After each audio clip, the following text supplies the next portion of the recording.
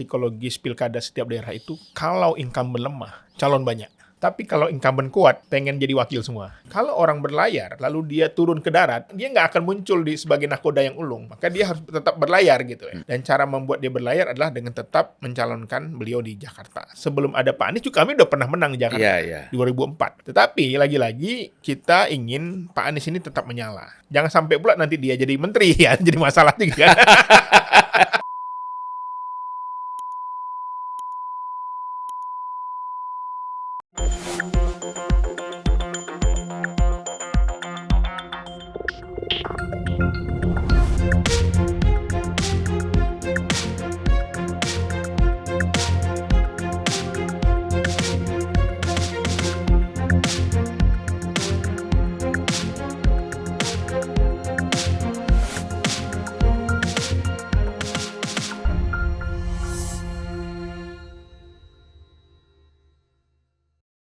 Bismillahirrahmanirrahim.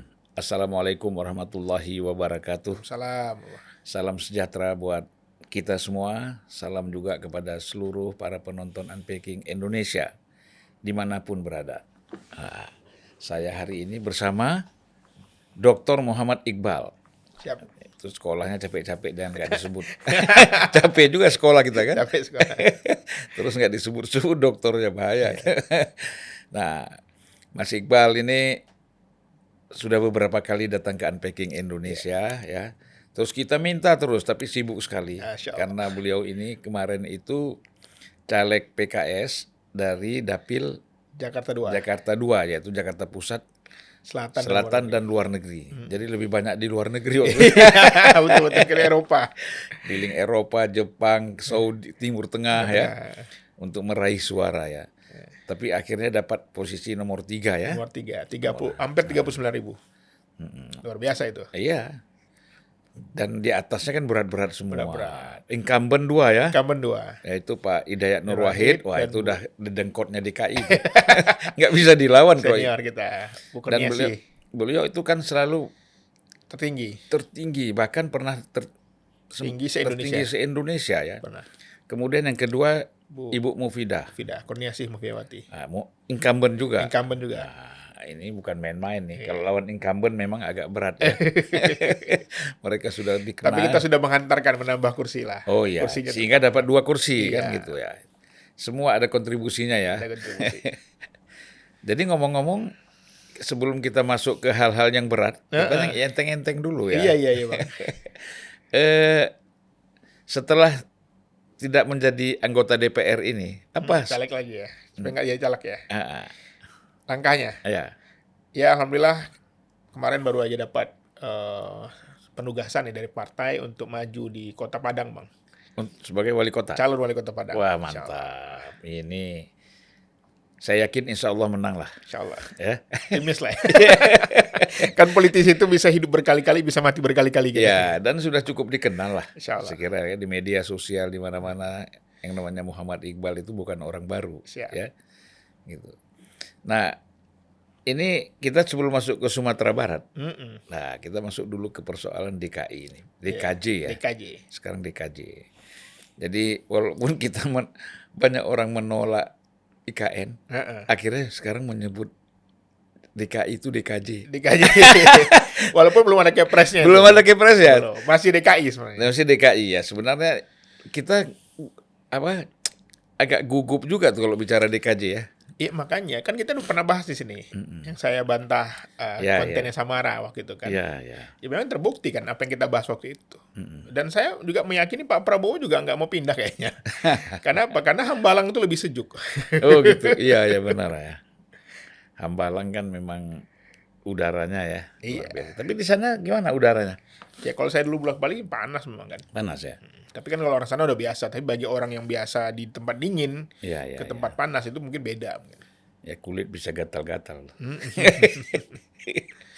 Nah kita melihat ini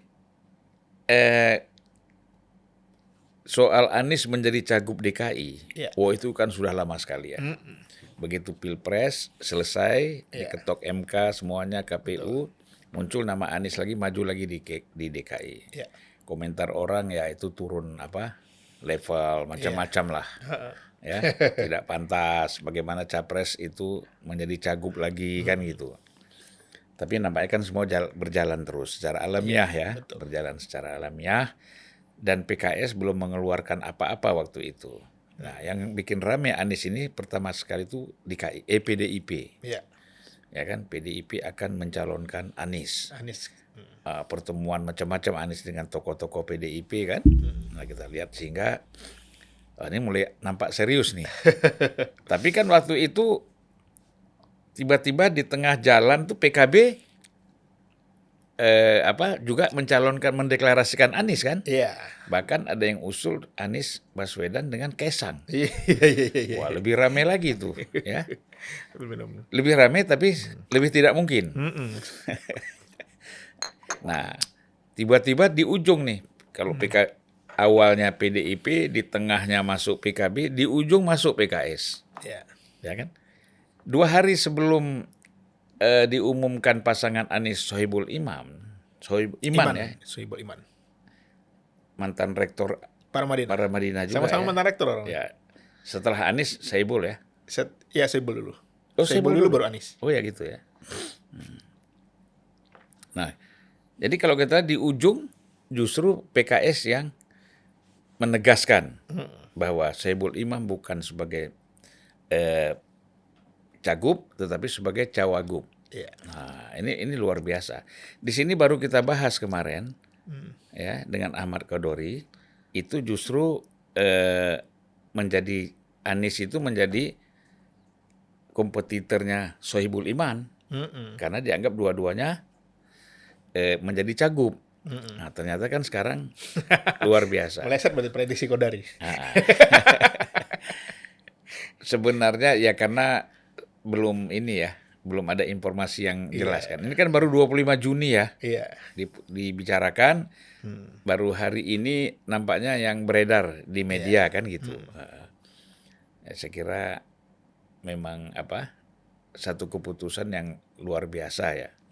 Dan Sohibul Iman ini kan dikenal juga sebagai tokoh yang cukup moderat. Betul. Ya. Sehingga tidak sulit. Ya, bisa saja nanti mana tahu. Kan orang berpikir nih, mana bisa PKS sendiri? Nggak cukup kan 18 kursinya ya? Iya. 18. Pasti harus berkoalisi dengan partai-partai lain yang ada di DKI. Betul. Nah, makanya tadi kan kita diskusi memang kemungkinan Nasdem ya karena Pak Surya itu dengan Sohibul Iman sangat dekat ya. Dekat sekali. Abang tahu betul itu ya. Tahu lah. Dengan pelukan kebangsaannya dulu itu. Sohibul Iman itu mau berkomunikasi dengan Pak Jokowi kan yang meyakinkan juga Pak Surya Paloh. Ya kan? Nah, jadi kalau saya lihat ya Nasdem ada peluang bersama dengan PKS berkoalisi lagi. Kemungkinan PKB ikut lagi. Iya. Ya kan? Koalisi perubahan solid. Nah, jadi koalisi perubahan. Tapi kalau di Jakarta jangan pakai koalisi perubahan. Jadi koalisi keberlanjutan. Karena kan gubernurnya Anies kan. Iya. Kalau yang kemarin Lanjutkan gitu kan. Lanjutkan ya. Lanjutkan. Iya. Nah, bagaimana Mas Iqbal melihat peluang ya gitu. Iya. Tapi kan gini, sampai sekarang kan siapa kompetitornya kan belum ada nih. Belum ada ya. Nah, tapi oke lah, ini kita lihat Anies Sohibul juga aman katanya ya. Aman, pasangan aman. Anies Sohibul Iman. Ya, bagaimana melihat aman ini? Ya, saya kira memang kalau kita lihat, memang psikologis pilkada setiap daerah itu kalau incumbent lemah, calon banyak. Tapi kalau incumbent kuat, pengen jadi wakil semua. Oh gitu ya. Jadi memang kayak di Sumatera Barat tadi ya, Buya Mahyaldi itu surveinya sangat tinggi, kepuasan 82%. Maka banyak orang pengen jadi wakil semua. Oh. Jarang ada yang berani ngelawan gitu ya. Jadi pendaftaran sepi lah di sana itu. Iya. Sama kayak di Jakarta saya lihat, memang trennya partai-partai ini ingin juga diambil jadi wakil. Kecuali RK ya. Iya. Karena RK sudah pernah jadi gubernur, Pak Ahok kan nggak mungkin secara aturan nggak boleh. Iya. Tapi kita melihat memang peluang di Jakarta ini adalah momentum bagi PKS. Karena PKS ini pun sebelum ada Pak Anies itu udah pernah menang di Jakarta. Iya. Jadi antara Anies dan PKS adalah simbiosis mutualisme. Saling menguntungkan. Iya. Walaupun tadi kami ingin menegaskan bahwa sebenarnya sebelum ada Pak Anies juga kami udah pernah menang di Jakarta Iya. 2004. Tetapi lagi-lagi kita ingin Pak Anies ini tetap menyala. Karena jangan sampai pula nanti dia jadi menteri ya, jadi masalah juga. Bisa jadi kan? Katanya sudah diatur-atur mau akan ketemu Prabowo kan? Itu canda-canda omongan warung kopi lah tadi kan. Iya. Prediksi khawatiran orang. Omongan TikTok. Iya, karena apa? Karena dia ini sudah berlayar. Kalau orang berlayar lalu dia turun ke darat, ya dia tenggelam, dia nggak akan muncul sebagai nakoda yang ulung. Iya. Maka dia harus tetap berlayar gitu ya. Dan cara membuat dia berlayar adalah dengan tetap mencalonkan beliau di Jakarta. Dan itu tidak hina, tidak rendah. Iya. Justru terhormat dibanding jadi menteri tadi. Dulu kan menteri PKS apa tuh? Pernah jadi wali kota Depok kan? Ya, Pak Nur Mahmudi Ismail. Ya, kalau nggak salah presiden PKS ya? Presiden PKS. Presiden PKS jadi menteri kehutanan. Jadi wali kota Depok. Jadi wali kota Depok lagi. Nggak ada masalah. Nggak ada masalah. Jadi itu menurut saya lebih terhormat berbanding jadi menteri ya kan. Ya. Tetapi memang kami juga selalu dibully juga di netizen ini Bang. PKS nggak punya kader, nggak punya tokoh katanya kan. Ya ini tokohnya Sohibul Iman ya kan. Begitu keluar kan rame kan. Tetapi kami setelah berkomunikasi pimpinan kami dengan Bang Surya Paloh Nasdem, dan insya Allah Bang Surya Paloh juga sangat mengenal betul dengan Pak Sohibul Iman. Dan saya tahu tuh. Dan bersepakat kita untuk mengusung pasangan aman ini, Anies Sohibul Iman ini. Jadi ini adalah momentum bagi PKS. Nggak mudah loh menang lagi itu loh. Pernah menang lagi itu nggak mudah. Iya. Di Jawa Barat kita pernah lepas, untuk ngambil lagi itu susah. Kan kemarin tertinggi di Jawa Barat untuk pileg. Ya, tetapi ketua DPRD-nya bukan kita kayaknya. Oh, kenapa? Ya, kalau sekarang tertinggi juga masih? Tertinggi tapi bukan pimpinan kayaknya, bukan ketua. Oh. Saya ingat saya begitu ya, nggak tahu salah. Tapi lagi-lagi memang bagi kami ini adalah momentum bagaimana, karena begini, kader-kader PKS itu trennya, di mana kalau tokohnya yang dimunculkan, itu energinya berlapis bekerjanya. Berbanding hanya disuruh mendukung calon lain. Ya. Jadi kedua, Pak Anies ini sudah bermain di Liga Dunia istilahnya, main di Liga 1. Tentu saja dia akan lebih dominan. Ya. Dia akan lebih mendominasi. Saya kira nggak ada lah warga Jakarta yang tidak mengenal Pak Anies gitu loh. Ya. Artinya popularitasnya udah mentok udah gitu. Ya, udah tinggi sekali. Tinggi sekali. Dan yang ketiga adalah momentum bagaimana juga relawan masih solid, masih hangat lah ya. Para pendukung tokoh-tokoh keumatan ya. Makanya PKS itu di Jakarta kan DPR RI aja dapat 5 kursi kita. Bertahan kita. Iya. Jakarta Timur 2 kursi, Jakarta Selatan dan Pusat 2 kursi, Jakarta Barat Utara 1 kursi. Dan DPRD-nya 18 kursi. Ini tentu saja kami ingin juga eksis sebagai partai politik, memiliki kader, memiliki tokoh.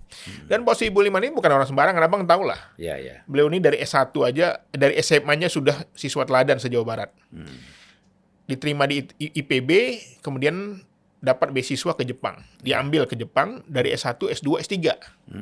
Pernah menjadi aparatur sipil negara peneliti di pusat nuklir ya. Kemudian juga maju sebagai DPR RI di Dapil Jakarta 2. Jakarta Selatan, Pusat, dan suaranya signifikan waktu itu. Lalu jadi wakil ketua DPR RI, yang sebelumnya sebelum jadi DPR beliau rektor di Paramadina. Iya. Dari wakil ketua DPR RI sempat menjadi ketua BAKN, Badan Akuntabilitas Nasional DPR RI ya, BAK ya. Kemudian akhirnya kemudian jadi presiden partai sebelumnya ya. Dan ini tentu saja di zaman beliau menjadi presiden partai, angka kenaikan suara PKS signifikan. Ya, jadi kalau kita lihat ini dua figur yang kuat sekali sebenarnya ya. Betul. Dari segi profilnya ya. Ya tadi kalau Anies memang udah ya dia bekas gubernur Jakarta, kemudian pernah capres, pasti rakyat masyarakat Jakarta ini sangat mengenal kan. Tadi sudah dijelaskan oleh Mas Iqbal. Nah, tentu ini kan persoalan nanti bagaimana melihat siapa sebenarnya kompetitornya. Iya. Nah, PDIP kan kemungkinan ini kalau saya lihat sudah tidak ada jalan lain ini akan mengusung Ahok. Betul. Mungkin ada satu lagi yang kemungkinan tuh Andika ya. Andika Perkasa. Jenderal. Itu memang agak berat memang kalau lawan Ahok dan Anies ya. Nah, kemudian satu lagi Ridwan Kamil. Iya. Nah, jadi kita apa? Kira-kira kalau melihat ada PDIP mendukung Ahok atau Andika, kemudian koalisi Indonesia Maju kita katakan demikian, itu akan mendukung si Ridwan Kamil, ya. Itu satu sisi. Ya. Tapi sisi lain ada kemungkinan juga PDIP akan berkoalisi dengan PKS dan Nasdem barangkali. Sangat mungkin. Jadi sekarang kan masih ada waktu 2 bulan lah ya sebelum pendaftaran KPU, dan ini semua masih dinamis. Tetapi memang kalau tokoh baru itu berat menurut saya. Karena waktu 4 bulan, 5 bulan sama kampanye itu terlalu singkat. Makanya memang kami kenapa optimis, karena memang melihat bahwa PKS-nya di Jakarta ini mesinnya sangat kuat. Kedekatan kami dengan para tokoh, dengan para ulama, dengan tokoh-tokoh masyarakat ya, itu membuat kami optimis. Ya. Kenapa? Karena kami sudah banyak mengalah lah PKS ini kan Bang. Sudah banyak memberikan kesempatan lah, termasuk kepada banyak tokoh, termasuk kepada Pak Anies. Dan memang orang bilang PKS ini nggak punya tokoh, kan gitu kan? Kenapa dia ngusulin orang terus ya? Dan kami punya sebenarnya. Nah sekali keluar kan luar biasa, figurnya luar biasa. Iya, iya. Jadi ada. Jadi kami bahkan jadi cagup pun pantas sebenarnya. Pantas. Cuman lebih realistik aja ya. Realistik aja. Jalan tengah lah. Jalan tengah ya. Gitu. Ya, dan peluangnya kalau melihat berhadapan dengan Ridwan Kamil misalnya kan, atau dengan Ahok itu seperti apa? Hitung-hitungannya nih ya, kita kan gambaran ya. Betul. Karena kita udah pasti tahu lah siapa kira-kira yang akan kita lawan kan gitu. Betul. Memang dalam politik itu terkadang maju tidak itu banyak faktor lah ya. Misalnya banyak orang pengen Ridwan Kamil ini maju di Jakarta. Pertanyaan apa motifnya? Bisa jadi surveinya tinggi katanya kan. Tapi bisa jadi ada orang yang pengen di situ juga gitu di Jawa Barat gitu kan. Iya. Tapi kalau bagi kami secara pribadi bagus saja. Anies itu memang harus diuji lagi dengan figur yang ada perlawanan lah. Ya, yang mendekati lah. Sehingga dia juga bisa lebih bekerja keras kan, kemudian menunjukkan juga kompetensinya, dan rakyat juga akhirnya kalau dia menang lagi kan rakyat ternyata memang masih disukai gitu loh. Jangan sampai pula nanti orang bilang menang itu kan karena nggak ada lawan gitu kan, kayak enak juga. Iya. Jadi memang warga Jakarta berhak mendapatkan kandidat yang terbaik supaya memang Jakarta ini ke depan siapapun yang terpilih benar-benar menjaga amanat ini. Kan banyak orang mengatakan ini Jakarta ini sebagai batu loncatan, ya kan? Ya wajar aja. Iya. Nggak mungkin nggak batu loncatan. Karena Jakarta itu memang momennya untuk bisa menunjukkan kinerja. Iya. Kalau dia berhasil, dia dapat nama. Dia bisa jadi calon presiden, tapi kalau dia gagal, maka dia nggak akan bisa maju kemanapun, gitu loh. Hukuman masyarakatnya begitu. Jadi menurut saya, jadikanlah memang Jakarta ini panggungnya orang yang ingin berkontestasi lebih luas. Dan DKI ini kan tidak ada tidak ada hasil dengan 51% kan? Tidak, sekarang terbuka.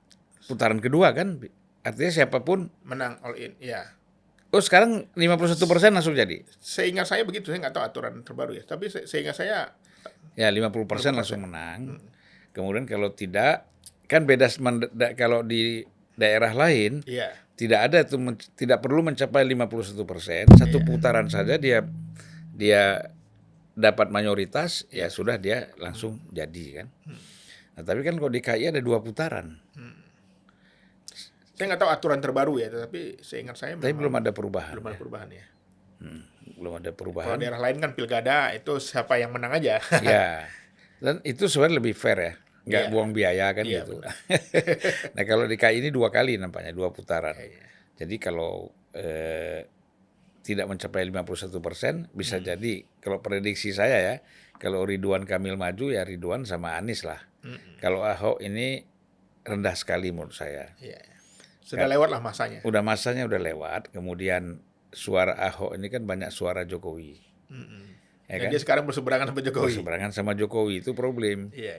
Ya kan? Jadi PDI ini memang Ya alternatifnya kalau nggak ada calon ya gabung sama PKS saja kan Bisa, gitu. sangat mungkin, sangat welcome lah kita. Sekarang kan nggak ada lagi orang bicara kotak-kotak Iya. inilah ini nasionalis kiri, Islam kanan apa udah selesai itu semua. Iya. Ya kan? Kita berbaur aja sebangsa Iya. ini. Jadi memang pasca pilek saya melihat tren di politik itu adalah orang ini sekarang mengukur aja. Kalau memang nggak mungkin menang, udahlah.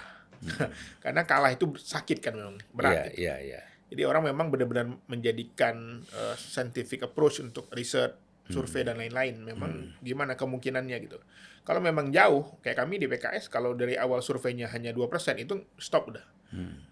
Survei baseline-nya ya. Tapi kalau di atas 2%, oke masih bisa ditingkatin gitu. Jadi memang sekarang indikator-indikator itu sangat, survei itu sangat penting untuk melihat kemungkinan-kemungkinan Iya, ke depan. iya. Kalau nggak kita susah menentukan kan. Betul. Kalau PKS sudah ada survei internal untuk pasangan ini.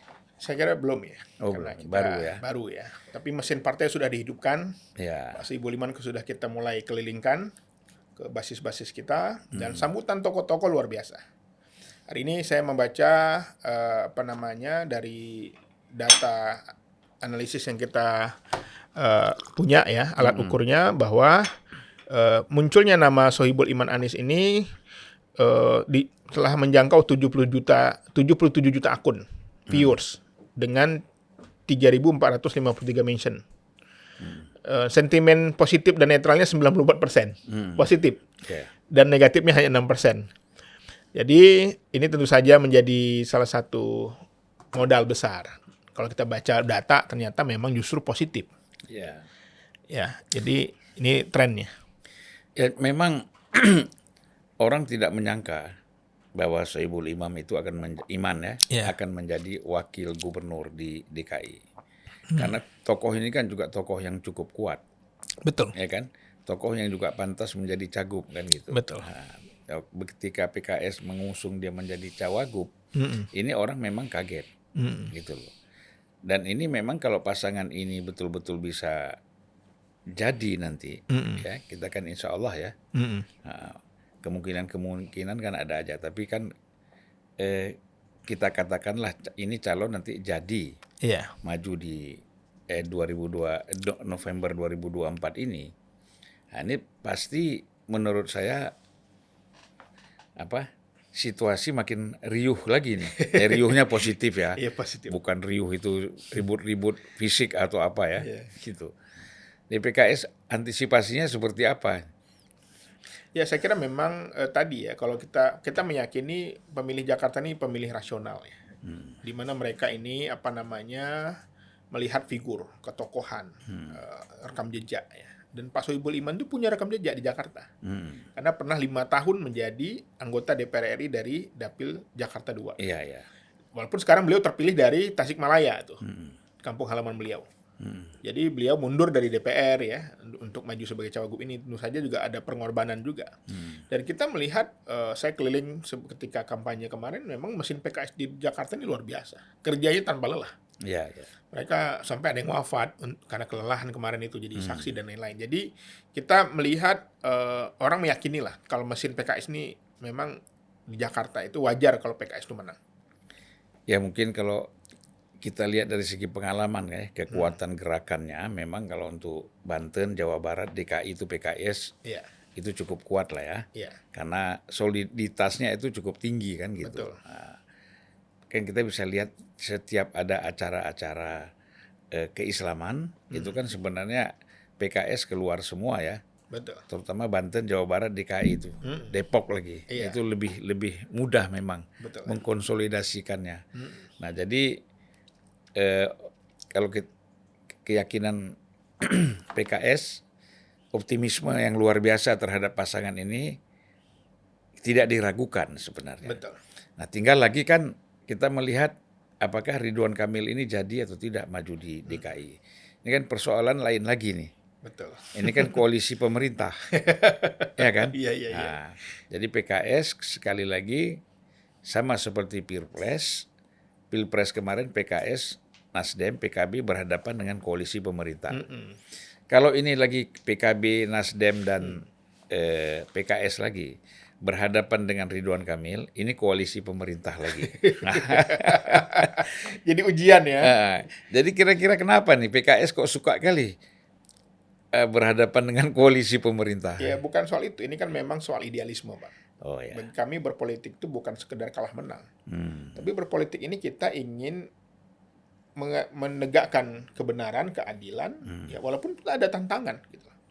Dan alhamdulillah kami berada di luar pemerintahan, insya Allah alhamdulillah sampai ini aman-aman aja nih. Gitu. Iya, iya, iya. Justru dulu ketika berada di dalam pemerintahan nggak diganggu juga kita, dioperasi juga gitu kan. Iya, iya, iya. Jadi berada di dalam dan di luar itu belum tentu sama-sama punya sisi positif lah. Artinya 10 tahun di dalam pemerintahan Jokowi, walaupun oposisi aman aja. Justru waktu masuk Pak SBY itu kan ada masalah gitu kan. Ya itulah kadang-kadang ya. Jadi di dalam dan di luar itu bukan soal aman tidak aman, tapi pertanyaan kita berintegritas nggak kan gitu. Kita menjaga nilai-nilai nggak. Iya, iya, iya. Makanya bagi kami dalam berbagai daerah juga ada juga banyak kader-kader kami yang kami ajukan ya walaupun dalam kondisi yang ya terbatas ya, tapi ya bisa menang. Ya dulu Aher sama Deddy Yusuf itu last minute menang. Iya, iya. Ya Buya Mahyaldi itu sejak awal dari wakil wali kota sampai wali kota gubernur dia nggak punya uang, secara nggak punya modal yang besar secara isi tas kata orangnya kan. Iya, iya. Wah ini gubernur miskin segala macam, tetapi bisa menang, Iya. gitu loh. Jadi ini menjadi salah satu semangat modal bahwa kemenangan itu bukan soal uang saja, bukan soal dukungan partai saja, tapi ini juga soal takdir, ini juga soal usaha dan kerja keras. Iya. Artinya kan kalau kita lihat PKS menggabungkan antara nilai dengan isi tas kan gitu. Iya. Tidak hanya kombinasi ya antara isi tas dengan nilai. Iya. Nah, sebenarnya kan nilai ini pun tanpa isi tas sudah bergerak. Iya. Tapi ditambah isi tas lagi tambah kencang bergeraknya kan. Betul. Gitu. Sebenarnya kan suara yang kami raih sekarang di kursi DPR di DPR RI itu kan sudah isi tas itu. Keringat itu. Ya, ya. Lebih mahal dari segalanya gitu. Yang itu dilakukan oleh kader-kader PKS yang tidak dibayar, ikhlas. Bahkan mereka modal sendiri gitu. Ya, ya. Yang itu juga harus kita hargai sebagai perjuangan. Jadi tidak semuanya diukur dengan uang, tetapi mungkin dengan mesin plus ada isi tasnya mungkin bisa lebih kuat lagi kira-kira gitu. Ya. Kalau PDIP ini kan mau dia berkoalisi dengan PKS. Tapi kan kadernya harus masuk kan gitu. Menjadi calon wakil gubernur. Peluang itu masih ada nggak? Ya kalau bagi kami nama Pak Soebul Iman ini sudah ada kesepakatan dengan teman-teman Nasdem ya. Jadi dan 2 partai cukup. Ya. Jadi kalau 2 partai cukup, kalau ada yang ingin masuk kami welcome.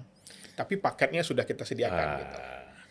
Kenapa? Karena memang sebagai partai pemenang wajar dong kami menginginkan bahwa kader kami juga bisa mendominasi di Jakarta ini. Lah itu nggak mungkin ditarik lagi ya. Dan ini sudah pasangan yang cukup kuat sebenarnya. Iya, namanya udah cukup cakep banget. Aman. Jakarta aman. Dari Amin ke Aman. Anies Sohibul Iman. Ya. Jadi orang memang kan kadang-kadang nama ini juga takdir juga ini. Mudah namanya. Ya memang kalau kita lihat DKI ya, kemudian keberadaan PKS misalnya, ansih gitu, ini udah cukup kuat. Betul. Tapi kan untuk mengusung ini perlu ada tambahan energi ya. Betul, pasti. Makanya tadi kan memang banyak orang memprediksikan PKS ini kuat di Jakarta Timur, Selatan dan Pusat, tapi lemah di Jakarta Barat dan Utara. Yang itu basisnya PDI. Ya terus saja memang kami kalau teman-teman PDI mau bergabung, ya itu menurut saya bagus sekali ya, memperkuat barisan ini. Tapi kalau ternyata ingin membangun jaringan sendiri gitu ya, membangun koalisi sendiri, kita juga nggak bisa menghalangi, itu hak setiap partai politik. Tapi PKS dengan pasangan Jakarta Aman ini insya Allah akan solid. Tapi Anies Baswedan sendiri nyaman nggak dengan Sohibul? Ya hari ini beliau sudah statement dari Eropa ya, mengatakan mengucapkan terima kasih dan senang sekali ya mendapatkan dukungan dari PKS dengan paket ini. Artinya kembali lagi seperti Pilpres dulu ya. Betul. Dan pasti nyaman karena kan beliau mantan seniornya di Paramadina juga. Dua-duanya mantan rektor ini. Iya, iya, iya. Saya sebagai warga Paramadina juga nih. Nanti Pak Yusuf Kala ikut kampanye lagi. Kan beliau ini kan di Paramadina itu sebagai Dewan Pembina Yayasan, Ketua Dewan Pembina. Iya. Sudirman Said juga di situ Said, ya. Sandiaga Uno bendahara yayasan. Iya. Nah, PDIP sebenarnya bisa majukan Sandiaga Uno ya. Kalau dicari wakilnya yang kuat juga ya. Misalnya Sandiaga Uno dengan Andika misalnya. Itu bisa dibandingkan dengan Ahok gitu kan. Ya segala kemungkinan mungkin bisa, tapi memang tadi lagi-lagi kalau figur baru saya kira di Jakarta ini nggak mudah. Karena orang kan melihat rekam jejak ya, kemudian juga waktunya terbatas kan, 4 sampai 5 bulan saja. Dan masa kampanye pilkada kali ini sangat singkat, 3 bulan aja. Mulai dari pendaftaran 24 Agustus sampai 27 Agustus, kampanye nanti mulai September sampai November pemilihan. Dan mau pakai lembaga survei untuk survei lagi, dana juga udah terbatas. Iya kan? Ya survei itu kan kita pasang baru survei gitu loh. Ini belum pasang, orang survei nggak tahu kita kalau nyalon kan. Iya. Kalau sekedar popularitas mungkin bisa, tapi untuk elektabilitas itu nggak mudah. Ya kan memang kalau Anies sudah ada surveinya ya untuk elektabilitasnya. Tapi kan Soebul Imam ya saya kira gini lah, memang seperti Nasdem memutuskan Anies sebagai capres dulu itu kan nggak ada survei. Iya. Ya kan? Nggak ada survei berdasarkan rakernas saja. Kadernya minta beda tipis antara Ganjar dengan Anies, ya Anies nomor 2, Ganjar nggak jadi ya Anies kan gitu. Iya. Itu keyakinan partai kan juga penting, ya kan? Kalau hanya bergantung survei, partainya nggak yakin gimana? Bung Iqbal, coba kita geser ke Sumatera Barat. Oh siap. Ini kan, saya dengar-dengar ini kan PKS sudah merekomendasikan Alhamdulillah. dan surat sudah keluar. Sudah. Ya, Bung Iqbal ya. Sebenarnya kalau di PKS tidak dipanggil Bung ini, Ustadz ini. Bro ya. Anak muda Bro Muhammad Iqbal ini akan maju sebagai wali kota Padang. Siap. Nah, ini Padang ini Sumatera Barat ya. Padang Sumatera Barat. Padang. Jadi kota Padangnya Kota ya Padang. sebagai wali kota. Ini sebenarnya buat PKS bukan satu hal yang sulit. Iya. Karena untuk Sumatera Barat ini memang terus terang saja selalu setelah Gumawan Fauzi dulu, ya kan, itu selalu Sumatera Barat dipimpin oleh PKS sebagai kepala daerah provinsi ya. Nah, dan sekarang mau maju wali kota Padang. Di wali kota Padang sekarang ini siapa? Masih PKS juga? PAN. Sebelumnya kan PKS, lalu di tengah jalan jadi gubernur, lalu wakil naik. Oh, ini bukan karena pemilihan. Bukan karena pemilihan. Karena naik. Iya. Karena jadi gubernur. Wali kota jadi gubernur, wakil naik. Nah, berarti kan sekarang ini kalau kita yang sudah beredar ini kan ada Fadli Amran. Betul. Dari Nasdem. Terus Ekos Albar dari PAN. Hendri Sapta. Dari PAN juga ya? Iya, wali kota. Nah, jadi kalau kita lihat ini kan berarti menghadapi calon-calon ini peluangnya Bung Iqbal untuk maju di Kota Padang ini seperti apa nih? Iya, saya kira memang untuk Kota Padang ini kita punya sejarah panjang ya.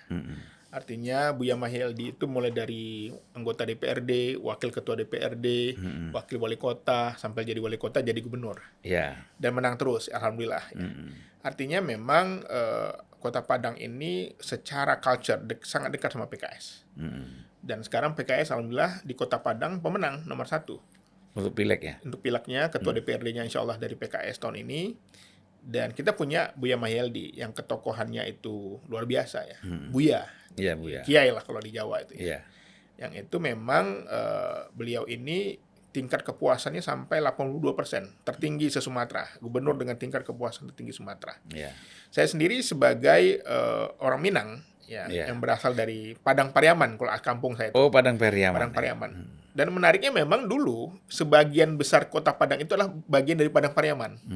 Lalu terjadi tahun 80-an terjadi pemekaran gitu ya, tahun 70-an ya nggak salah ya.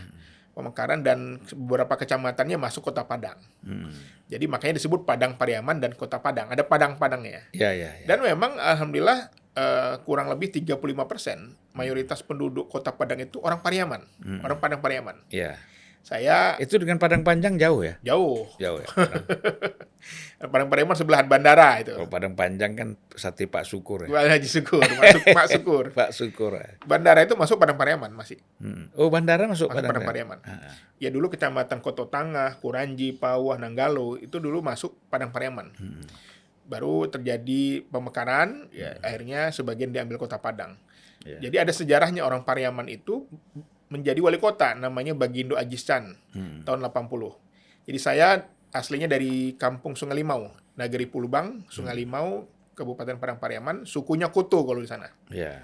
Gelarnya Sidi, Saidi. Kalau di sana ada Sidi Sultan Bagindo ya. Kemudian dengan sebagai juru bir Anies, saya melihat orang Minang ini suka dengan debat-debat gitu ya. Oh iya, paling hobi itu. Lalu ketika saya pulang gitu ya, banyak orang kenal. Bukan debat politik aja orang Minang, debat pernikahan debat dulu kan. Pantun-pantun ya. Lalu banyak orang kenal Bang di bandara, pada minta foto di restoran kan. Oh ini chef, saya julukan saya di TikTok kan chef, ya, tukang masak. Tukang masak debat ya. Iya. Wah, saya bilang nih boleh juga nih gitu, tapi dalam hati aja. Tapi kan kita nggak enak sebagai kader minta-minta kan. Nggak berapa lama datang perantau-perantau Minang ke Presiden PKS silaturahim. Ya. Lalu, wah ini kebanggaan kami, Dr. Iqbal ini jubir kebanggaan. Yeah. Kita majuin aja Pak Presiden katanya kan. Jadi apa? Jadi wali kota katanya kan. Oh gitu. Ya udah, coba cek san. Ternyata memang di Kota Padang teman-teman di sana juga sudah pada jadi DPRD kota dan provinsi. Para tokohnya enggan mundur juga. Sayang kan, habis bertempur kan. Iya. Oh, kosong memang ya kan. Kita survei bagus. Kita belum pasang-pasang, surveinya lumayan. Iya. Alhamdulillah kemarin saya dapat SK diputuskan sebagai calon wali kota Padang. Itu biasa PKS kalau di sana berkoalisi apa enggak dengan partai lain? Pasti berkoalisi karena untuk maju itu kita perlu 9 kursi. PKS baru punya 7. Kurang 2 lagi. 2 ya. Biasa P3 ada di sana ya? Ada P3, ada PAN ya. 45 kursi. Mungkin PAN pasti mau maju. Ya, jadi memang kita ada sejarahnya juga. Kenapa kita harus maju sendiri juga? Kan ketika Pak Mahyeldi ini jadi gubernur, pengusungnya itu hanya 2, PAN dan PKS. Tapi di tengah jalan ketika kosong kursinya, kayak DKI lah, mirip-mirip DKI. Iya. Ketika kita pengen ambil, PAN juga mengajukan nama. Kan logika etikanya kan udahlah kita udah wali kota, kasihlah PKS kan gitu kan. Tapi mereka juga mengajukan nama. Ya kita nggak bisa ngomong-ngapain. Ketika pemilihan DPRD saya nggak tahu apa yang terjadi. Kita tidak dipilih. Yang dipilih calon dari PAN lagi. Iya. Ekos Albar. Jadi 2 calon PAN, wali kota dan wakil wali kotanya. Makanya semangat kader-kader di Padang adalah sekarang wali kota dan wakil tuh dari PAN. Iya, pemilihan DPRD mereka lagi. Harusnya logika etikanya kan kasihlah PKS kan. Iya. Toh kan kita juga yang memenangkan gitu loh. Iya. Nah sekarang teman koalisi. Tapi kan yang terjadi tidak dikasih. Nah makanya semangat kader-kader di Padang ingin merebut kembali. Karena kita sudah masa hanya wakil, pengusung cuma 2 partai, nggak mau ngasih. Makanya kita semangat, kita rebut kembali. Karena bagi kami itu kan ya etika sih gitu. Kalau PAN berapa kursi sekarang? 4 kursi saja. 4 ya. PKS 7. Ya. Berarti PAN kan masih jauh. Yang diperlukan 9. Iya. Ya kalau berkoalisi lagi menurut saya kemungkinan bisa lebih mungkin kemungkinan besar menangnya tuh lebih optimis ya. Betul. Bisa sama PAN bisa, sama Nasdem bisa. Nasdem berapa? Nasdem juga 7. Oh 7 juga besar Cuma beda jumlah suara aja. Gerindra 7 juga. Ini Nasdem berkat dukung Anies jadi capres ini luar biasa. Luar biasa di Sumatera Barat. Dulu waktu dukung Ahok habis. Habis ya. Efeknya, makanya orang Sumatera Barat ini memang menarik ya. Saya sebagai orang Minang tuh bangga juga. Mereka tuh kritis, pemilih rasional ya. Mereka tuh berita tuh tahu, rekam jejak kita tahu dia semua. Dan di situ saya optimis bahwa bagaimana PKS Kota Padang ini bisa kembali memenangkan pilkada dan semangat kader-kader itu ingin kembali mencalonkan kita. Memang banyak juga yang minta kita jadi wakil, udahlah jadi wakil aja. Saya bilang kalau wakil jangan saya. Kasih yang lain. Tapi saya tanya lagi teman-teman di sana, semangat Bang, kita harus menang, merabut kembali. Saya optimis, kenapa? Karena approval rating. Karena pemilu ini serentak antara gubernur dan wali kota dan Wali kota. bupati, maka siapa gubernur yang tingkat kepuasannya tinggi, itu akan berdampak ke wali kotanya. Si Buya maju lagi nih Maju gubernur. lagi, insya Allah. Wah, itu lebih enak lagi ya. Enak lagi. Makanya kita optimis lah ya. Iya, bisa TikTok ya. Ya, ditambah lagi dukungan-dukungan masyarakat ya, para intelektual, para basis-basis masa PKS di sana. Iya. Dan masyarakat Sumatera Barat tuh hampir sama dengan Aceh ya. Betul. Aceh 2019 kan anjlok habis ya. Habis Nasdem. Tapi 2024 ini Nasdem bangkit lagi. bangkit lagi. Itu memang jadi mereka ya rasional aja. Benar, rasional. Dan kan sama Kamu berseberangan sama budaya Islam. ngopi di Lapau kan, kalau di Ya. Aceh kan di warung kopi, kalau di Sumbar itu di Lapau ya. Mereka tuh baca koran, diskusi politik. Oh, ya, paling jago. Jago. Saya kalau pulang ke sana tuh pasti melayani diskusi politik itu luar biasa Iya, ya. iya. Makanya saya kalau pulang juga banyak yang nanya, "Bang, gimana ini Jakarta gitu?" Woi, kita cerita kan, enak. Dan saya suka itu, artinya masyarakat yang cerdas lah, artinya masyarakat yang mereka ini memiliki insting politik, punya keinginan. Jadi kalau di Minang itu memilih pemimpin tuh 3T tadi, takah, tageh, dan tokoh. Takah tuh postur nih penting. Kemudian tegas, berani ya kan, dan tokoh berpengaruh lah, memiliki pengaruh. Iya. Dan memang kehebatan mesin kita di sana memang saya lihat luar biasa, kerja-kerja partai di sana, DPR-nya, DPC-nya ya. Mereka memang para orang-orang yang ikhlas benar-benar berpartai ini bukan mengharapkan sesuatu, tapi mereka benar-benar ingin menegakkan nilai-nilai tadi. Kalau PKB dapat kursi di sana ya? Ada 4 kursi. Oh, banyak juga ya. Banyak. 4 kursi, luar biasa ya. Betul. Artinya kalau saya melihat ya secara kultur ya, masyarakat di Sumatera Barat ini agak liberal juga ya. Kenapa tuh? Misalnya begini, kan bayangan kita, terutama PKB misalnya, ini kan kulturnya kan kultur Jawa Timur nih, ya kan? Artinya kan Nahdlatul Ulama kan gitu. Nah, kita kan tahu mayoritas masyarakat di Sumatera Barat ini, ya kan? Mereka ini kan boleh kita katakan ini kan lebih dekat ke Muhammadiyah kan gitu. Iya, betul. Nah, tapi PKB di Kota Padang saja bisa dapat 4 kursi. Ya artinya kan di sini kita lihat bahwa skat-skat yang namanya NU, Muhammadiyah atau apa itu kan nggak ada juga ya. Saya kira mungkin efek Anies juga, sama kayak Nasdem tadi juga. Oh gitu ya? Iya, efek Anies juga. Loh, kalau sebelumnya Sebelumnya nggak sebesar itu. nggak sebesar itu ya. Tidak ada efek Anies juga. Tetapi memang kalau kita lihat demografi Kota Padang, memang sekarang sudah dinamis ya, banyak pendatang ya. Mahasiswa UNAN itu aja bisa 35 sampai 40 ribu orang. Iya, iya. Ada UNP, ada Bung Hatta, dan kota pendidikan kan. Jadi wajar saja kalau memang Kota Padang ini sudah dinamis, kota yang ibu kota lah ya. Ya, banyak pendatang, ada orang Jawa, ada orang Sunda, ada orang Sumatera Utara ya. Jadi memang Keterbukaan lah. keterbukaan. Di situ kita optimis. Kadang-kadang kan karena saya nggak pernah tinggal di sana kan, selalu politik identitas kan. Kalau bahasa Padangnya Dima Pajatu tinggal katanya.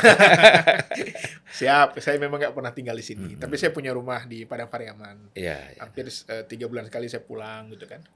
Tapi lagi-lagi memang kan dari dalam sepak bola kita kan sekarang lagi musim naturalisasi. Ya artinya kan memang kalau saya lihat ya, saya kan dulu tuh paling sering itu ke Sumatera Barat. Biasanya kan kita ke Bukit Tinggi, terus turun ke danau kan sana. Iya. Danau apa? Maninjau ya. Meninjau ya. Nah, turun kan kampungnya Buya Hamka Iya. di sana kan, dan tempat Bung Karno ketemu dengan Buya Hamka juga. Iya. Ya. Dan itu indah sekali. Indah sekali. Indah sekali. Jadi rugi sekali kalau orang itu tidak turun ke sana. Betul. Apalagi ada danau di atas, danau Danau di di bawah. bawah. Itu indah. Saya Iya. keliling dulu itu karena begini, saya diajak oleh Pak Siswono, waktu Pak Siswono Yudo Husodo itu masih menjadi Menteri Transmigrasi. Oh iya iya. Dia bilang, Pak Zulfan, ayo kita keliling lah. Mulai dari Papua sampai ke Sumatera kita keliling, melihat situasi Indonesia ini kan. Iya. Karena beliau kan mendapat tugas dari Pak Harto dulu Presiden untuk bagaimana meningkatkan kualitas hidup para transmigran itu kan. Betul. Jadi itulah pengalaman yang luar biasa. Dan memang menurut saya Sumatera Barat itu indah sekali. Iya. Ya. Luar biasa. Aceh itu indah. Saya orang Aceh. Iya. Aceh itu indah. Tapi kalau dibandingkan Sumatera Barat masih jauh lebih indah Sumatera Barat. Dan ditambah tadi sama, kulinernya sama-sama enak juga kalau di Aceh sama. Iya, mirip-mirip. Mirip rempah-rempahnya. Mirip-mirip. Culture-nya mirip-mirip. Iya, iya. Nah, itu kan kita harapkan sebenarnya Sumatera Barat dan Aceh itu bisa menjadi hub wisata besar ya Betul, untuk mendatangkan investasi dan betul.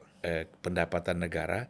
Tapi kita nggak tahu kok sampai saat ini belum bisa berkembang wisatanya ya. Betul. Ya jadi memang kalau setelah saya lama di sana bolak-balik ya, saya melihat memang kita dari orang luar melihat bahwa kemajuan itu sifatnya fisik. Padahal ya orang yang tidak punya bangunan fisik belum tentu nggak bahagia. Iya, iya, iya. Jadi memang di Sumatera Barat ini rawan bencana, Bang. Kemarin untuk ada letusan gunung itu untuk memperbaikinya perlu 1,4 triliun. Dan beresiko memang kalau membangun fisik yang banyak gitu. Karena ini banjir, karena Iya, iya, iya. sungai dengan laut ini dekat. Ada Gunung pulau-pulau dekat, lagi kan? pulau-pulau ya. Kemudian juga gempa sering. Iya, Kemarin Kepala BMKG bilang dalam sebulan itu bisa 34 kali. Cuman kita nggak sadar aja. iya, iya. Sehingga tanah itu bergeser terus. Kecil-kecil mungkin. Kecil-kecil. Ya. Jadi memang saya memilih jalan bagaimana meningkatkan SDM-nya. Itu yang jadi tagline saya. Bagaimana kota Sumatera Barat, kota Padang ini kembali menjadi brand kota pendidikan. Karena kota wisata memang bagus, indah, tapi tadi Ya, resikonya kemudian juga termasuk dampak sosial. Tempat-tempat wisata yang maju itu akhirnya sekarang pusing dengan kelakuan pendatangnya. Alkohol, HIV/AIDS, Iya. narkoba, free sex. Ya, itu nggak bisa dengan diterima oleh masyarakat Sumatera Barat. Iya, iya. Sama dengan Aceh lah. Iya, sama dengan aja. Jadi bukan berarti orang tidak menerima wisata itu tidak mau maju gitu loh. Tapi memang harus ada fondasi-fondasi, benteng-benteng Iya, iya. pertahanan membangun karakter itu. Nilai-nilai jangan Betul. habis ya. Jadi makanya kalau secara Sumatera Barat secara umum gini rasionya itu rendah, rata dia. Pertumbuhannya merata dia. Ya orang bisa hidup karena tadi remitensi tinggi. Perantaunya mengirim uang ke kampung halaman. Ya jadi sampai ada pernah satu hari seorang bupati ini cerita di Lapau gitu ya. Bupati datang ke warung gitu kan. Kok kalian nggak kerja katanya? Kata orang di Lampung, ngapain kami kerja? Wesel yang bulan lalu aja belum kami ambil lagi. Gitu ya. Sampai Iya, seperti iya. itu. Jadi fondasi ekonominya itu sebenarnya kuat. Tetapi lagi-lagi ada namanya daerah-daerah pinggiran. Yang ini harus kita bantu. Jadi penduduk prasejahteranya itu 35%. Maka saya punya harapan ingin sekali bagaimana lansia. Program Mas Anies Jakarta kita bawa ke sana lah. Iya, iya. Bagaimana lansia itu dapat support. Ada kan memang orang berkebutuhan khusus. Ya, mereka memerlukan bantuan. Ada yang namanya masyarakat prasejahtera 35%. Saya ingin seragamnya, bajunya, sepatunya, tasnya, bukunya gratis semuanya. Bukan hanya sekolah gratis. Karena anak-anak yang nggak sekolah ini karena minder, sepatunya robek, tasnya robek, dibully teman-temannya. Makanya anak-anak prasejahtera harus mendapatkan support dan bantuan tadi. Iya. Termasuk lansia. Ya, jadi memang kalau orang lebih mengenal banyak tentang Sumatera Barat ya. Saya itu waktu saya menjadi ketua AMI, termasuk Sumatera Barat itu paling sering saya kunjungi. Gitu ya. Kalau saya cerita tuh banyak sekali. Pernah nunggu bis, nunggu angkot, nggak ada. Akhirnya kami dari Kota Padang mau ke Solok naik mobil ambulan. Ya Allah. Betul. Udah jam 1 malam, ya kan? Bis nggak ada lagi. Jadi banyak kenangan sama Sumatera Barat ya. Kita stop aja itu mobil ambulan kan. Udah nanti kita naik ambulan aja. Ke Solok kita waktu Solok itu. ya. Indah juga Solok luar biasa. Ya, ya. Saya baru bulan lalu dari Solok makan durian. Sampai sekarang saya teringat enaknya luar biasa. Ya, dan berasnya juga bagus ya. Berasnya bagus. Sampai ada lagunya juga. Dari Solo. Baiklah Bung Iqbal, kita doakan ya supaya sukses ya, terutama kalau DKI itu kan sudah ada alurnya sendiri kan. Siap. Tapi kita mendoakan Amin. Bung Iqbal sukses di Kota Padang Amin. supaya kita jalan-jalan ke Padang. Amin. Aman. Ada kawan, ada aman kita ke sana. Insya Allah. Terima kasih. Assalamualaikum warahmatullahi wabarakatuh. Salam.